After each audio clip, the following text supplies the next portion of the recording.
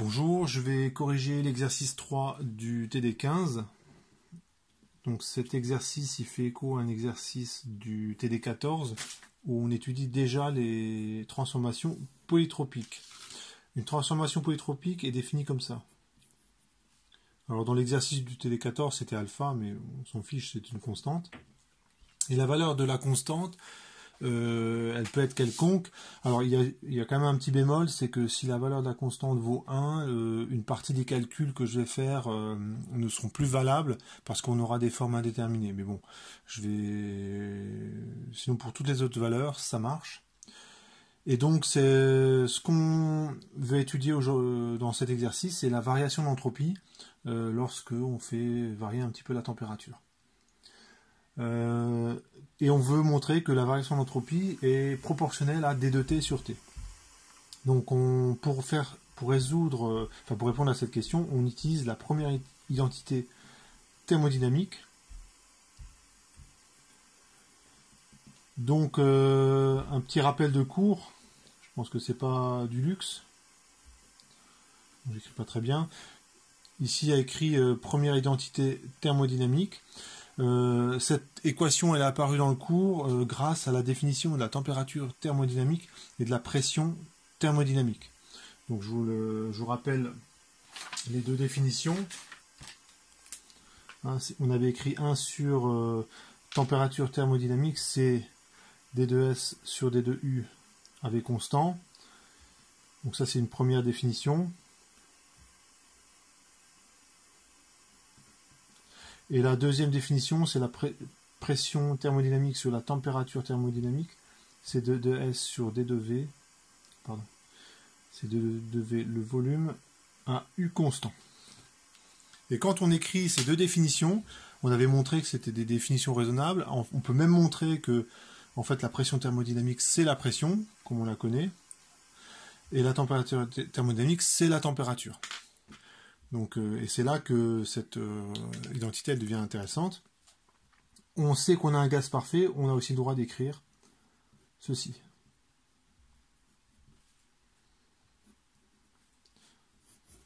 Et ça, c'est le gaz parfait.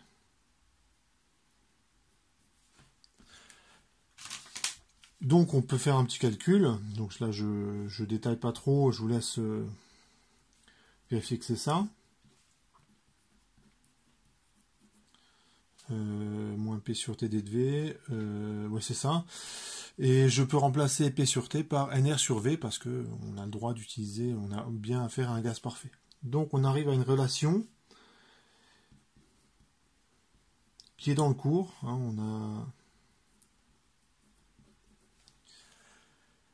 Et cette relation-là, c'est le cas du gaz parfait.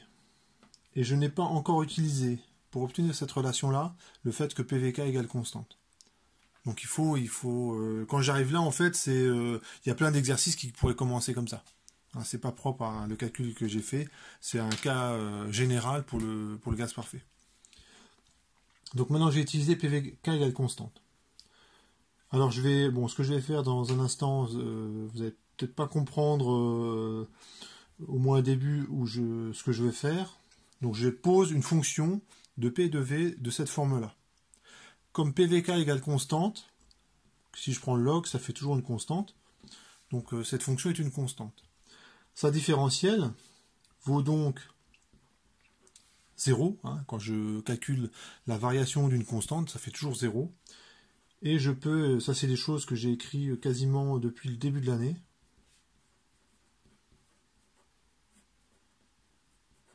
J'écris la différentielle de f. Et l'intérêt de ce calcul-là, enfin l'intérêt de prendre le log, ça vous pouviez aussi vous demander, mais pourquoi est-ce qu'on prend le log? C'est que on a le droit d'écrire ceci. C'est une propriété des logs qui transforme les produits en somme et les exposants, ils se retrouvent devant le log. Ce qui fait que d2f sur d2p avec constant, ça sera simplement 1 sur p. Si vous regardez cette expression-là, et que vous dérivez partiellement par rapport à la pression, ce terme-là, en fait, ne dépendant pas de P, c'est comme une constante. Donc quand je le dérive, ça fait 0. Et la dérivée de logarithme de P, c'est 1 sur P. Donc ça fait D de F, c'est égal à D de P sur P.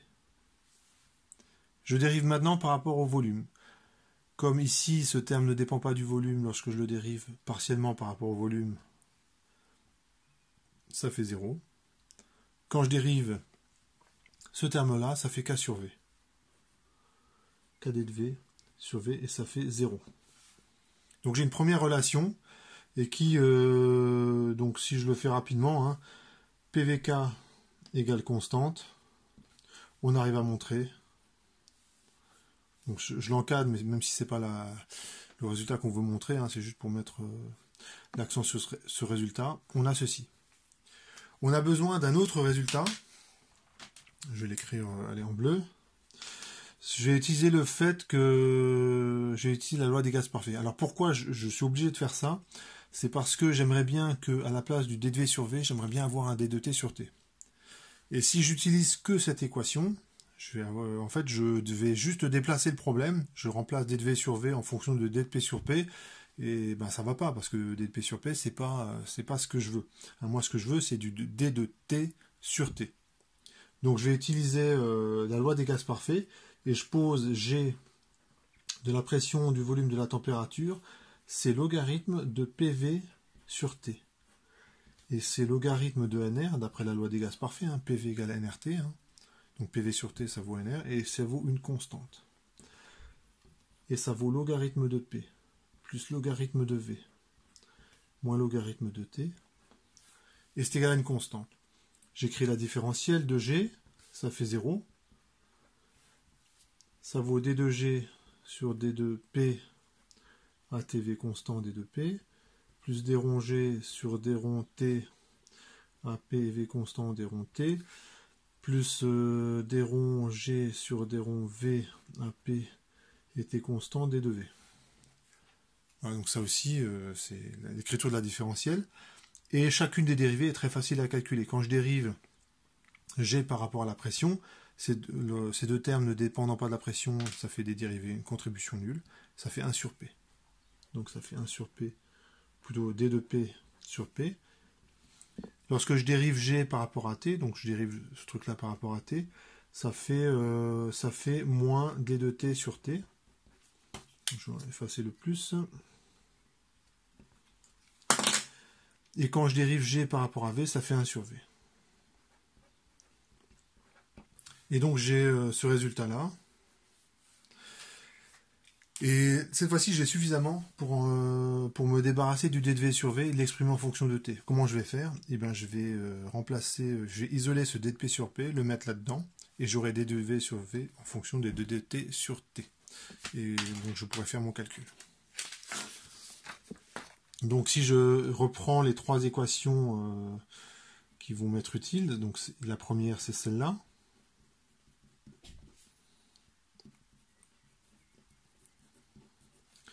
La deuxième, c'est d de p sur p plus k d de v sur v égale à 0. Donc ça vient de pvk égale constante. Et la troisième équation, c'est d de p sur p moins d de t sur t plus d de v sur v égale à 0. Et ça vient de pv égale nRT. La loi des gaz parfaits. Donc, ce que je vais faire, c'est que je vais prendre ce d de p, je vais le réinjecter là-dedans. Alors, ça me donne ce calcul-là. Alors je vais faire les calculs, je vais m'avancer un petit peu dans les calculs, et puis je vais obtenir les résultats. Voilà, donc je me suis avancé dans les calculs, donc j'écris tout ça. J'ai remplacé d de p sur p, ça donne cette équation-là. J'ai isolé d de v sur v, ça donne ce truc-là. Et donc d de v sur v, je le réinjecte là-dedans, et ça donne ce résultat. Alors je viens de me rendre compte que j'ai fait une erreur de signe. Il faudrait que je détaille plus les calculs. En fait, ici, j'ai un signe plus. Bon, c'est une bête erreur de calcul. Là, j'ai un signe plus. Et ce signe plus, je le retrouve ici, ici et là. Voilà, donc comme ça, c'est corrigé. Je mets D de T en facteur, enfin, je le mets comme l'énoncé le demande. Donc D de S, c'est de la forme N R 1 sur gamma moins 1 moins 1 sur K moins 1 D de T sur T. Et la constante C qu'il fallait trouver, elle est là. Ça, c'est mon résultat. Alors, vous notez que j'ai fait une petite manip. Vous remarquez ici, c'est 1 moins K, et là, c'est K moins 1. C'est pour ça qu'il y a un signe moins qui est apparu ici. Et c'est ce qu'on vous demandait dans la question 1, enfin, au moins la première partie. Et ce truc-là, on peut l'intégrer. C'est la deuxième partie de la question 1. On peut intégrer entre l'état 1, entre l'état 0 pardon, et l'état 1. Et la primitive, elle est assez facile à calculer parce que la constante, là, étant constante, je peux la sortir de l'intégrale. Et ici, j'ai une primitive très facile à calculer. Et on trouve delta S, ça vaut NC logarithme de T1 sur T0. Voilà. Donc là, j'ai répondu à la question 1. Et maintenant, je vais envisager les différents cas. Donc le premier cas que je vais traiter, c'est K égale 0. On va mettre un peu de couleur. Donc CPV exposant 0 égale constante. Et V exposant 0, on sait que ça fait 1. Donc en fait, c'est ce que je décris avec cette valeur de K. C'est une isobare. Et delta S vaut dans ce cas, et on reprend la valeur de la constante. Donc la constante C, elle est là. C'est celle qui est là. Si je prends K égale 0, ça fait moins 1, ça fait plus 1, donc ça fait NR, la constante C c'est R gamma sur gamma moins 1, et on trouve delta S égale NR gamma sur gamma moins 1 logarithme de T1 sur T0. Donc, alors ce que je vais avoir besoin, je le fais tout de suite, comme ça c'est fait, parce que là, dans la troisième question, on vous demande de tracer un diagramme TS, et donc je vais tout de suite faire le calcul. On montre que T c'est de la forme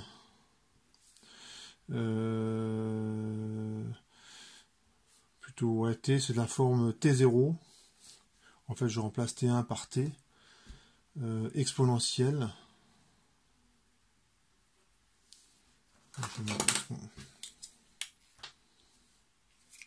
Je vais mettre sous forme exposant. Gamma moins 1 sur NR gamma S moins S0. Bon, ça a l'air un petit peu compliqué comme ça, mais en fait, en vrai, ça l'est pas.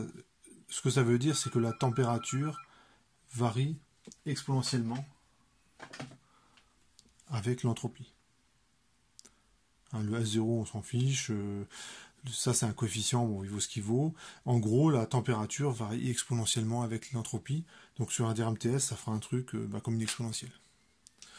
Deuxième cas, K égale 1. Alors ce cas, il est un petit peu problématique parce que la constante C vaut l'infini. Et du coup, la validité des calculs, il y a évidemment un problème. Et comme PV égale NRT, donc on a une isotherme. On identifie une isotherme. Et le problème qu'on a, donc bon, c'est pas un gros problème, hein, c'était prévisible.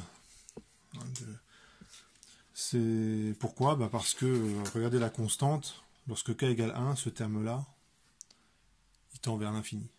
Donc évidemment, c'est un petit peu problématique de faire des calculs avec des grandeurs infinies. Et comme la température ne varie pas, le logarithme de T1 sur T0, c'est le logarithme de 1, c'est 0. Donc c'est une forme indéterminée. Et l'expression de l'entropie dans ce cas, il faut l'obtenir par un autre moyen. Donc je ne refais pas le calcul, mais on pourrait montrer que c'est NR, logarithme de V1 sur V0. Donc ça, je vous laisse regarder le cours. Et ensuite, je considère le cas, donc ça c'est petit a, là j'ai traité le cas petit b. Maintenant je traite le cas petit c. K égale gamma. Donc on a PV gamma égale constante. Donc normalement, un exemple d'évolution qui vérifie ça, c'est une adiabatique quasi-statique. Alors il faut faire attention.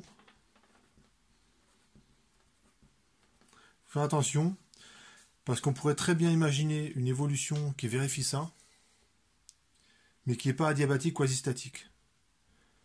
Donc ce que ça veut dire, c'est que adiabatique quasi-statique implique PV gamma égale constante, mais l'inverse n'est pas vrai. On peut très bien avoir une évolution qui vérifie PV gamma égale constante, mais qui n'est pas adiabatique quasi-statique. Alors comment c'est possible? C'est par exemple s'il y a des frottements ou s'il y a des sources d'irréversibilité et que vous autorisez les transferts thermiques. S'il y a des frottements par exemple, vous allez produire in situ du réchauffement. C'est le propre des frottements, hein. Vous frottez vos deux mains les unes contre les autres, ça chauffe et c'est irréversible. Vous récupérez jamais l'énergie. Si vous continuez à vous frotter les mains, ça va continuer à chauffer, hein. Vous n'aurez pas de refroidissement. C'est dans ce sens-là que c'est irréversible. Vous imaginez, voilà, je fais une transformation, il y a des frottements à l'intérieur. Donc il y a un excédent de chaleur qui est produite dans le système. Et bien si vous arrivez à vous débarrasser de cet excédent de chaleur, et ben vous pouvez quand même avoir une évolution qui vérifie ça, mais qui n'est pas adiabatique quasi-statique. Donc là, bon, on va dire que c'est une subtilité, mais quand même, il faut faire attention. Donc on peut avoir une évolution. Bon, alors pour simplifier, dans la suite de l'exercice, je vais quand même considérer le cas d'une adiabatique quasi-statique. Hein, mais retenez quand même cette remarque-là. Et dans ce cas, on montre que la constante C, il suffit de regarder les calculs, hein, si je prends K égale gamma, en fait C, ça vaut 0. Donc delta S est nul. Delta S égale à 0. Car C égale à 0. Alors, ça, si vous réfléchissez un petit peu à ce que je viens d'écrire, vous allez peut-être vous dire, mais si delta S égale à 0, si l'entropie est constante, donc c'est réversible. Eh bien non, non, parce que, je fais la petite remarque à côté, delta S, hein, je vous rappelle, c'est Q sur la température du thermostat plus l'entropie créée. Et si je rajoute des frottements, par exemple je crée un système où il y a des frottements et donc il y a de l'entropie créée, donc des phénomènes irréversibles, et ben vous pouvez vous arranger grâce au transfert thermique pour compenser cette évolution, cette création d'entropie. Hein, donc c'est ce que je vous disais, hein, vous chauffez le système chauffe parce que à cause des frottements à l'intérieur du système. Et si vous vous débarrassez de cet excédent de calories, vous pouvez avoir un bilan global où l'entropie, sa variation, elle est nulle, donc où l'entropie est constante. Donc c'est voilà, petite remarque. Le dernier cas, c'est K égale l'infini. Donc c'est PV infini égale constante. Alors pour l'imaginer, plutôt que de prendre l'infini, vous pouvez prendre un exposant très grand. Et donc vous avez sur un diagramme PV par exemple, vous avez P égale à une constante sur V exposant 10 ou une constante sur V exposant 20. On prend un exposant aussi grand qu'on veut. Eh bien vous savez que la courbe que vous allez tracer, elle décroît très rapidement. Par exemple, si je prends P égale constante sur V exposant 10, si vous multipliez le volume par 10, vous divisez la pression par 10 milliards. Hein, donc on descend très rapidement. Et une courbe qui descend très rapidement, c'est quasiment une courbe qui est verticale sur un diagramme PV. Et bien une courbe qui est verticale sur un diagramme PV, c'est une isochore.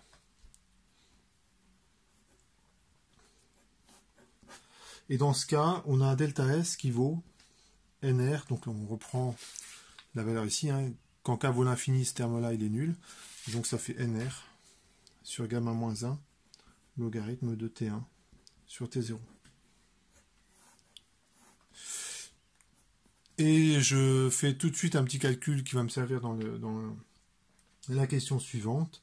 C'est la température, c'est de la forme T0 exponentielle gamma moins 1 sur nr S moins 0, où j'ai remplacé T1 par T et S1 par S. Donc là aussi, quand vous voyez une formule comme ça veut simplement dire que la température varie en exponentielle de S, avec un coefficient qui est ici. Donc je reviendrai là-dessus tout de suite, hein, puisque c'est dans la question 3 qu'on vous demande de tracer des courbes. Une petite remarque par rapport aux cours sur le second principe. Pour le gaz parfait, on a différentes expressions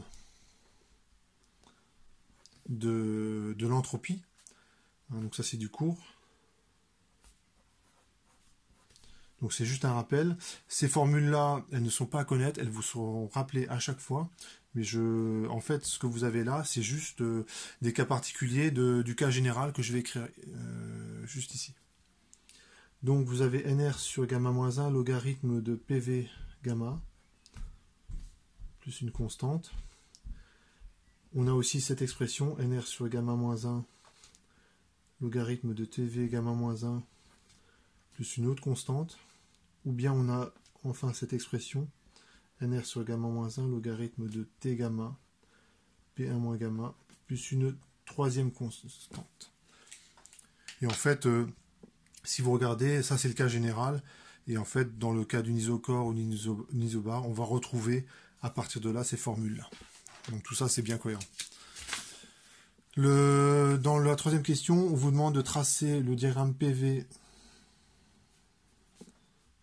et le diagramme TS, hein, donc il n'y a pas que les diagrammes TV, hein, PV, pardon. On peut tracer toutes sortes de diagrammes. Donc ça fait partie des diagrammes qu'on rencontre en thermodynamique. Et alors je vais tracer rapidement le diagramme PV, ça j'ai déjà fait plusieurs fois. Et pour le diagramme TS, je vais détailler un petit peu. Donc voilà le tracé des différentes transformations. Donc l'isocore, l'isobar, ça c'est évident, hein, sur un diagramme PV. Et l'adiabatique est plus pentue que l'isotherme. Hein. On voit que l'adiabatique descend plus rapidement que l'isotherme. Alors j'ai mis adiabatique quasi-statique. En fait, pour être parfaitement rigoureux, il faudrait que j'écrive PV gamma égale constante. Hein, c'est pas forcément une adiabatique quasi-statique. Je m'intéresse maintenant au diagramme TS. Donc ce que je vais faire comme ici, je vais considérer ce point-là, je vais faire passer toutes les courbes par ce point-là, comme ça. En fait, ce qu'on compare dans ces courbes-là, c'est toujours leur pente respective.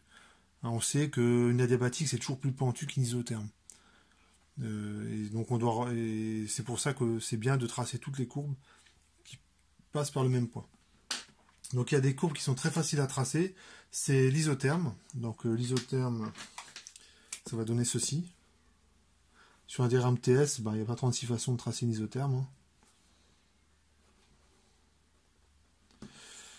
Hein. PV gamma égale constante. Et ben, l'entropie l'entropie est constante, sa variation est nulle. Donc ça fait cette courbe-là. Donc c'est PV gamma égale constante. Et maintenant, il faut que je trace l'isobar et l'isocore. Donc je vous rappelle les résultats.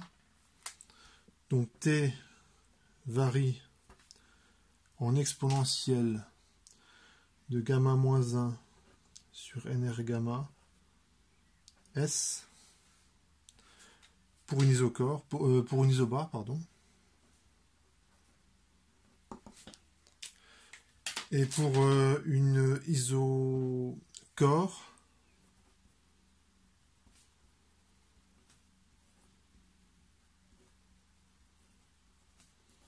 ça varie comme ça.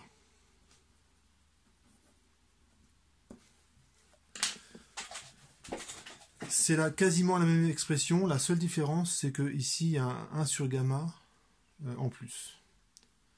Ça veut dire que cette exponentielle-là, elle croît un petit peu moins vite que celle-là.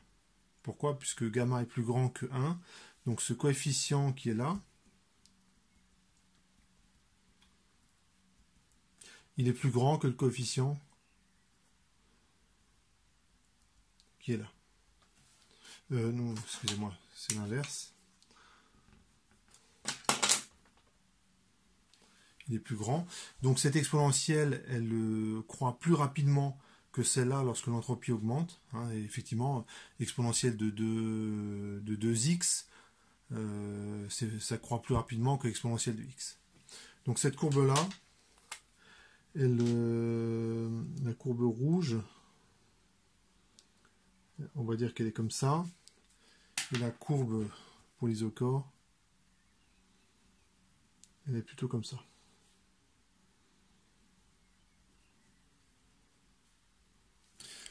Donc il faut que je vous trouve un diagramme où on le voit. Ouais, j'ai pas de diagramme TS sous la main, mais c'est ce que vous allez constater à chaque fois. Ça c'est pour l'isochore, et en rouge c'est pour l'isobar, qui croît moins rapidement parce que le coefficient là il est plus petit. Donc normalement j'ai répondu à toutes les questions. Donc voilà pour cet exercice.